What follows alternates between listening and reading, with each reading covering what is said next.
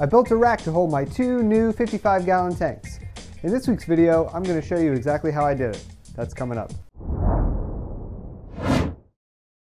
Steve Poland here, Steve Poland Cichlids, stevepolandcichlids.com, and in last week's video, I showed you my new breeding group of dragon blood peacocks. They were my second breeding group, and when I decided to buy them, I knew that I wanted to move both groups into tanks that were 4 feet long.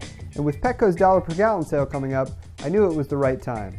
And so I began my project to build a double 55-gallon rack system. Here are the items I needed for this project. 2 tanks, 4 glass tops, 2 300-watt heaters, 2 digital thermometers, 2 overflow boxes, 3/4 inch PVC and fittings, 2x4s, and screws.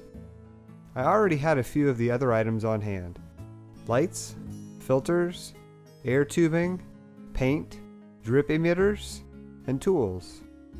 I headed out to Petco to grab the tanks. I was even able to fit both of them in my Toyota Camry. The glass tops and thermometers I ordered from the Drs. Foster & Smith website during the sale.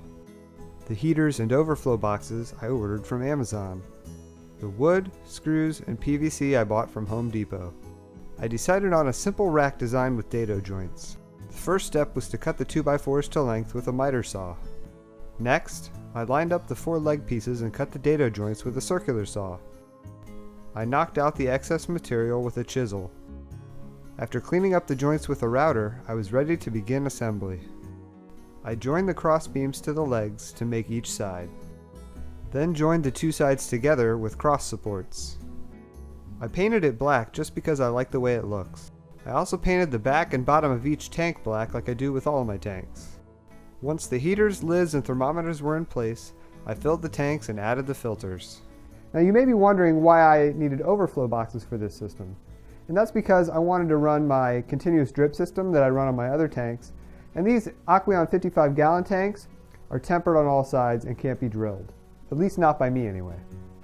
I've covered my drip system in depth in a previous video, but this time around I went with a much smaller overflow box, the eShop's PF Nano.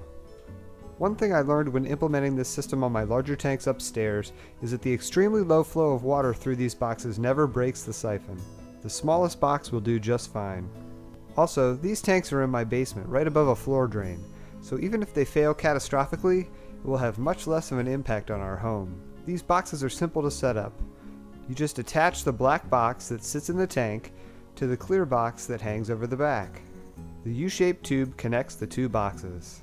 The fitting at the bottom of the outer box is connected to my drain system via the 3/4 inch PVC. I teed off my water supply line from the rest of my drip system to get water to the tanks.